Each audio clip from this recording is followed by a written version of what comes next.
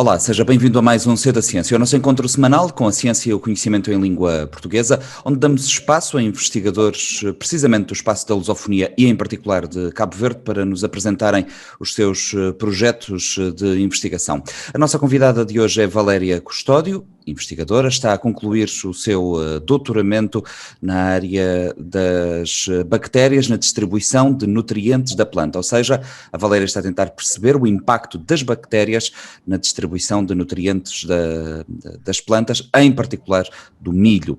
Sobre isso falaremos já daqui a pouco. Para já, cumprimento a Valéria. Obrigado, Valéria, pela tua disponibilidade para esta conversa e por seres a nossa convidada esta semana.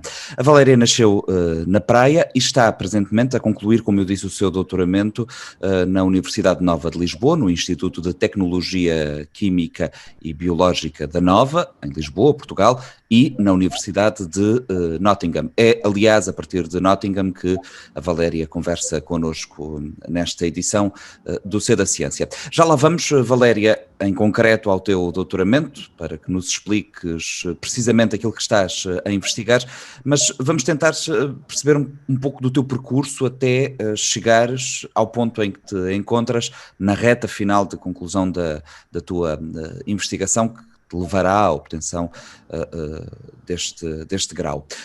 Começaste por estudar na Universidade de Aveiro, estudaste Biologia. É essa a tua área científica de origem? Obrigada pelo convite, desde já. Sim, sou bióloga de formação pela Universidade de Aveiro. Depois fiz um mestrado em Bioquímica na Universidade de Coimbra e após o término do meu mestrado, eu acho que foi ali depois de 2 anos, decidi fazer o doutoramento, que foi quando candidatei-me ao Programa de Ciência para o Desenvolvimento. Fala-me sobre o teu interesse pela biologia. Certamente que não é por acaso que vais parar a Aveiro, nem é por acaso que segues a biologia como área científica de base.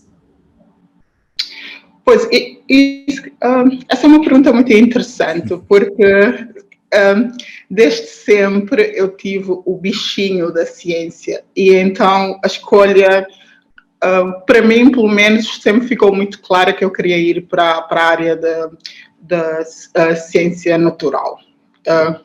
E então, quando tive a fazer a candidatura para a licenciatura, tive uma lista, claro, de universidades e de cursos onde eu poderia ir e não havia dúvida que eu queria fazer biologia.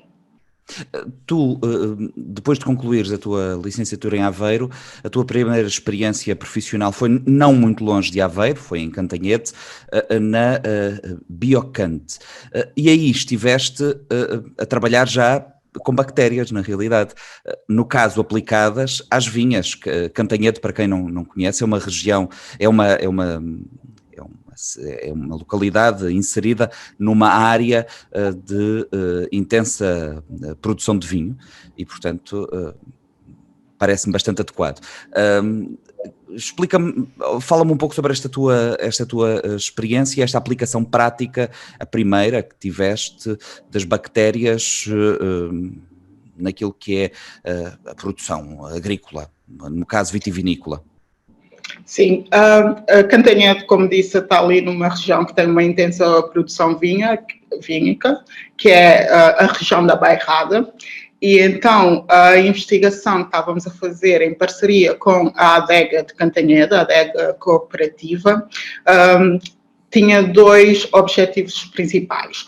O primeiro era como fazer o tratamento das vinhas com um biocontrolo, ou seja, com um agente que vinha específico da vinha e assim não era preciso utilizar produtos químicos, porque também afeta a qualidade organolética do vinho. E o outro ponto era precisamente esse, como usar as bactérias para melhorar o vinho, sem ter de usar produtos que não fossem autóctonos, ou seja, estávamos a tentar perceber qual é que era a comunidade microbiana da região, da Bairrada, e depois como usar isso para clarificação do vinho, por exemplo, do vinho branco, que era uma das estratégias ou um dos objetivos do projeto. Isto, de alguma forma, aquilo que fazias na altura em que estiveste nesta empresa em Cantanhede, tem alguma coisa a ver ou relaciona-se de alguma forma com aquilo que é a área da tua investigação agora no doutoramento? Porque parece-me haver aqui alguns pontos de contacto. Sim, sim, porque isso tudo tem a ver com a questão de termos uma visão holística de resolver um problema, ou seja, de como resolver ou melhorar uma situação, que é ter a atenção que existe toda uma estrutura, ou seja, se temos uma vinha em que as vinhas estão a crescer num solo em que o solo tem diferentes nutrientes e diferentes comunidades bacterianas, isso tudo é um interplay entre esses fatores todos que vão afetar não só a produção, a produtividade, mas também o sabor, que é essa que temos de ver que no final das contas é o que o consumidor está interessado, é como é que sabe as coisas. Sim, muito mais do que o processo até o vinho chegar à garrafa. Antes do teu doutoramento, há aqui pelo meio um mestrado em Bioquímica. Como é que chegas a este mestrado, que no caso foi na Universidade de Coimbra, portanto continuaste ali durante muitos anos, ali pela mesma região? Sim, sim. Pois é, como eu já estava nessa área da vinha e do vinho e já havia essa oportunidade de fazer um mestrado, e por que não bioquímica? Porque também tem tudo a ver com a atividade metabolómica das bactérias e como é que elas funcionam e nisso tudo. E então isso foi uma escolha de, ok, já que eu estou aqui, estou numa região em que nós estamos a tentar perceber como é que esses fatores influenciam, mas também porque não perceber a bioquímica do processo e isso tudo. E então essa foi a escolha de ir para a bioquímica. Depois chegas então ao doutoramento. Sei que em 2015 decidiste concorrer a vários doutoramentos, inclusive ao programa de pós-graduação Ciência para o Desenvolvimento do Instituto Gulbenkian de Ciência, onde entras, e é no âmbito deste programa, sobre o qual temos vindo a falar ao longo das últimas semanas, que realizas o teu doutoramento. A abordagem do doutoramento, a abordagem proposta do ponto de vista programático deste programa de pós-graduação Ciência para o Desenvolvimento, ela é também, na realidade, tu há pouco usavas a expressão holística, e por aquilo que eu fui percebendo, é uma abordagem também muito holística, que cruza diferentes áreas científicas. Até que ponto é que esta abordagem tão transdisciplinar foi ao encontro daquilo que eram as tuas expectativas e ajudou a uma melhor preparação enquanto cientista? No meu caso foi muito específico, porque quando eu concorri eu sabia que eu queria trabalhar com agricultura e pesca. Mas aliás, agricultura... isso percebe-se pelo teu percurso desde a licenciatura até o momento em que entras no mestrado, portanto há ali de facto muita coerência. Exatamente. Mas agricultura e pesca é um campo muito vago. Ou seja, eu teria de agora afunilar, já que eu estou num doutoramento, tenho de afunilar. E então, como no PGCD, e é um dos fatores positivos do programa, muito bom, que é, temos diferentes módulos, e os módulos são completamente diferentes um do outro. Por exemplo, temos biologia molecular, temos a parte de plantas também, a biologia marinha e saúde pública. E esse era o módulo que menos me interessava, saúde pública. Mas, no entanto, como eu tinha interesse em agricultura e com o módulo de saúde pública eu percebi, ok, temos aqui um problema de saúde pública que é a carência de micronutrientes na população. E é na população mundial. Que afeta a alimentação. Exatamente. E então eu pensei, e por que não? Posso continuar com a área da agricultura, mas ir mais especificamente a um problema que pode ter algum impacto também para a saúde pública. E assim, com o programa, no final consegui definir, ok, então eu quero ir para a área da nutrição de plantas, mas também tendo essa ramificação para as bactérias, que era já o background que eu já tinha. E estás precisamente a investigar o impacto das bactérias na distribuição dos nutrientes do milho em concreto, é a planta na qual tu estás a estudar. Eu sei que já vamos perceber o processo e porquê te interessa o impacto das bactérias na distribuição dos nutrientes, mas em concreto o milho. Faz sentido, parece-me que é lógica a escolha do milho, que é um alimento fundamental para a alimentação em Cabo Verde e para as populações desta sub-região, da região do Sahel. Sim, porque o milho é uma cultura muito interessante, que é alguns países africanos, a proporção de calorias que ingerem, que provém do milho, vai entre os 25% e os 50%. Ou seja, se existe uma estratégia para o enriquecimento de nutrientes numa cultura, o milho é um ótimo alvo. E então, esse foi o primeiro passo que nós resolvemos. Ok, vamos focar no milho, poderia ser o arroz, mas vamos focar no milho. E uma outra razão por que escolhemos o milho é porque é o único cereal cultivado em Cabo Verde. E Cabo Verde tem uma característica também muito interessante, que é a escala. Por ser um país pequeno, existem fatores climáticos que podem ser reduzidos. Na verdade, Cabo Verde tem um um microgradiente de distribuição de precipitação e temperatura, que são fatores muito importantes, não só para a disponibilidade de nutrientes, mas também para as bactérias. Essa é uma das características. A segunda característica é, historicamente, Cabo Verde é um país que tem passado por vários processos de seca. E isso é um ponto também muito importante para a evolução e para a adaptação, não só das plantas, mas também das bactérias. E então já não era preciso, temos ali uma variabilidade natural que podemos trabalhar com ela. E o terceiro fator é que Cabo Verde, mesmo sendo um país de origem vulcânica, no entanto, os nutrientes no solo são escassos. Não é que seja escasso, é a matéria orgânica, a concentração de matéria orgânica, que é um tipo também de nutriente, é muito baixo nos solos de Cabo Verde. E essas três características são muito interessantes, porque depois podemos usar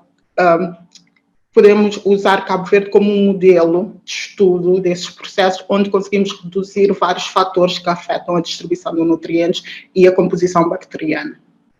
Portanto, houve um trabalho, além de uma investigação teórica, houve certamente um trabalho no terreno. Explica-me como é que isso foi feito. Sim, depois de definir os objetivos do projeto e isso tudo, o que nós fizemos a seguir foi procurar parceiros em Cabo Verde. E um deles foi o INIDA, através da presidenta doutora Ângela Moreno e da engenheira Regla Amorós. Estabelecemos uma parceria com o INIDA para o desenvolvimento do trabalho de campo, com o apoio estrutural da Universidade de Cabo Verde e da Universidade Jean Piaget. E então, durante 7 meses, montamos uma experiência em Cabo Verde, em duas regiões diferentes, com diferentes características climáticas, uma num vale, em São Domingos, e o outro no Tarrafal, que já é uma área árida, porque São Domingos já é semiárida, ou seja, a precipitação é um bocadinho mais elevada do que no Tarrafal, e também eles têm esse microgradiente de temperatura que é por volta dos 2, 3 graus, que não é assim tanto.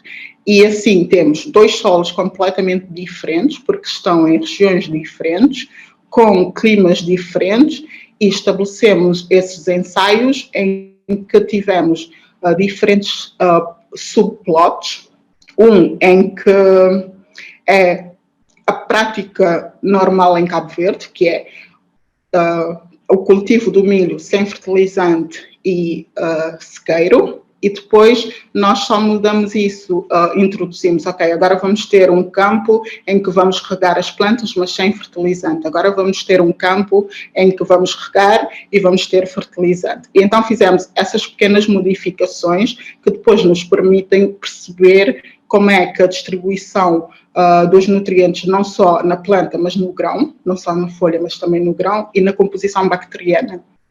do solo. O grão, porque faz sentido que seja o grão, porque o grão é aquilo que as pessoas vão depois ingerir, não é? Portanto, é através do consumo do grão que depois vão ter acesso aos tais nutrientes. Daquilo que já conseguiste apurar até agora, da interpretação de dados que fizeste, há alterações substanciais quando tu alteras uma das variáveis? O que nós sabemos até agora são duas coisas. Primeiro, como nós fizemos também um census, ou seja, selecionamos, com a ajuda do INIDA, selecionamos 122 agricultores, em que fizemos um questionário e recolhemos amostras de solo e de grão. O que nós sabemos até agora é que as condições climáticas que já estavam a ser definidas como fatores que afetam a comunidade bacteriana, esses fatores, na Ilha de Santiago, não é o principal fator que afeta a comunidade bacteriana e a qualidade nutricional do grão. A partir daí, nós fizemos a pergunta, ok, qual é que é então o fator? E então os nossos dados mostram-nos que o fator que afeta a composição bacteriana no solo é a composição nutricional e não o fator climático ou a geografia, ou seja, agricultores que estejam na mesma região não têm a mesma composição bacteriana no solo. Mas agricultores que tenham uma composição similar de nutrientes no solo têm uma composição similar de bactérias. E isso levou-nos agora estamos a analisar as análises do ensaio de campo, para perceber, ok, já sabemos que não é uma questão de geografia, vamos ver se é uma questão de nutriente. E então temos agora os nutrientes que nós mudamos no solo e a água, e agora estamos nesse passo de perceber quais os fatores é que afetam isso. Como é que é feito esse trabalho, depois de teres regressado desse trabalho de campo, como é que é feito este trabalho agora de análise dos resultados? Que é a etapa em que estás? Sim, quando nós fazemos a recolha no campo, existem vários processos para processar as amostras, porque não podemos contaminar as amostras com contaminações que venham tipo... Exato.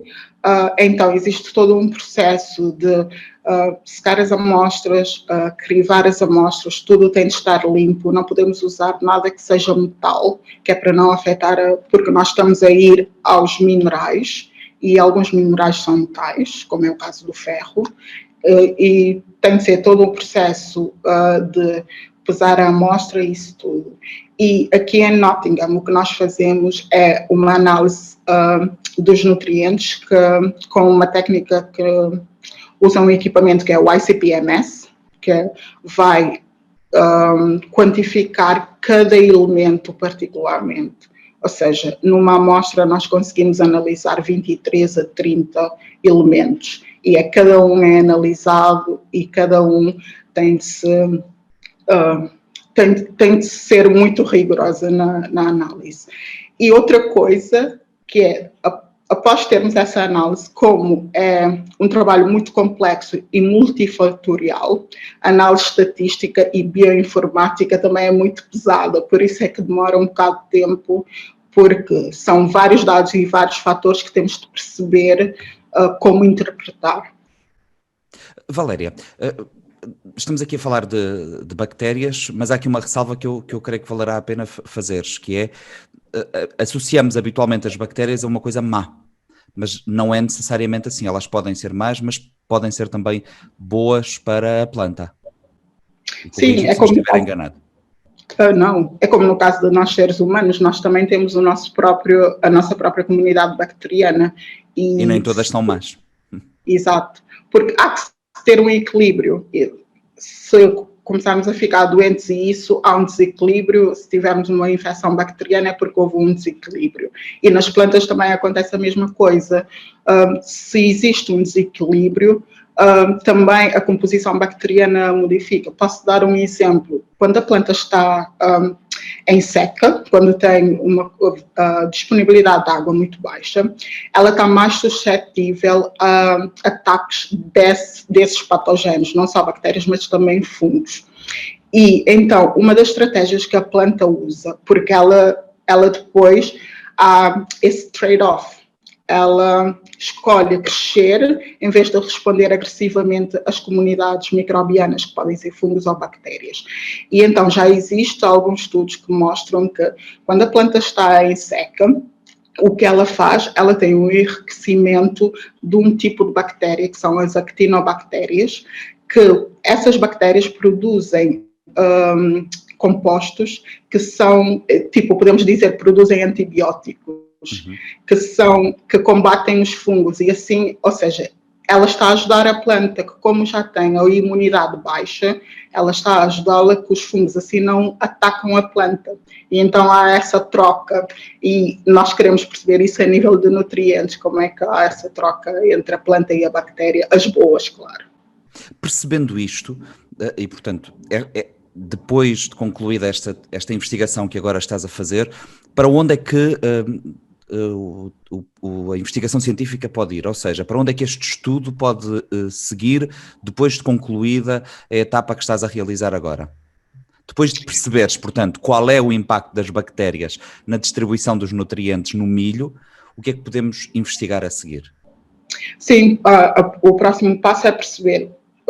Podemos usar as bactérias como uma ferramenta, porque é esse o processo de usar como uma ferramenta. E voltamos outra vez ao início do meu trabalho na vinha e do vinho, como é que nós poderemos desenvolver formulações que depois nós sabemos, ok, nessa região vamos ter uma baixa disponibilidade de água e também os nutrientes vão estar em baixo. Se usarmos essa formulação de bactérias, como é que isso vai ajudar depois a planta a desenvolver-se? Portanto, é no fundo replicar um pouco aquilo que andavas a fazer quando te licenciaste e estiveste em Cantanhede a trabalhar. O que é que de mais extraordinário durante este percurso de investigação, o que é que mais te surpreendeu ou o que é que de mais extraordinário assinalas de todo este trabalho de campo, das análises que já fizeste, o que é que até agora te parece mais significativo? A nível científico ou a nível pessoal? Já lá vamos a nível pessoal, a nível científico, do ponto daquilo que é o teu trabalho realizado até ao momento, nesta investigação, o que é que te parece mais significativo ser sublinhado? Bem, como cientista eu iria dizer tudo. Mas eu acho que é mais significativo começarmos a perceber que agora a ciência tem de ser feita nessa abordagem holística, nessa abordagem de ter tudo, pelo menos a maior parte dos fatores, que é perceber que não é um fator, uma consequência. Não, são vários fatores que estão ali interrelacionados e que é muito importante ter atenção a todos esses detalhes e esses fatores para chegar a uma conclusão e para chegar realmente pelo menos dar um contributo para a resolução do problema. E do ponto de vista pessoal, já que tocaste no assunto? Do ponto de vista pessoal, vou dizer uma coisa que toda a gente diz, mas que é verdade, é a resiliência e também é aprender todos os dias como resolver problemas, porque todos os dias há uma coisa, há uma experiência que não funciona, há um dado que aparece que não é o que estávamos à espera, e temos de saber resolver isso de maneira criativa e a criatividade, e isso é uma das coisas que sempre me impressionaram na ciência, é usar a criatividade para resolver problemas, porque às vezes estamos num campo, tipo, estamos no tarrafal e precisamos de congelar uma amostra e não temos como congelar, temos de pensar numa solução no momento para não perder as amostras. E eu acho que isso a nível pessoal foi muito significativo de resolver um problema num instante, porque não se pode ir a segunda vez ao campo, ou seja, estamos lá, temos de resolver o problema agora e já. Uma característica de quem investiga é que necessita necessariamente de paciência. Estas coisas levam o seu tempo. Um doutoramento é um processo longo. Cabo Verde, o que é que Cabo Verde deve fazer para que a prazo a sua investigação científica, a sua produção de ciência seja mais efetiva, para que este tipo de trabalhos que tu estás a fazer em parceria com a Universidade Nova e a Universidade de Nottingham e através do programa de pós-graduação Ciência para o Desenvolvimento, para que possa ser feito, quem sabe, numa das universidades locais, para que tenha essa capacidade instalada para fazer esse tipo de investigação, que apostas é que devem ser feitas para que a ciência produzida em Cabo Verde dê o passo seguinte? Eu acho que uma das coisas é investir na educação. Esse é o primeiro ponto. E o segundo ponto é perceber que as coisas não se fazem do dia para a noite. Ou seja, o investimento não se investe na ciência hoje e espera-se o resultado amanhã ou para daqui a 5 anos. É todo um processo e tem de se pensar nisso, que é tipo um Lego, não se constrói tudo num dia, vai-se peça a peça.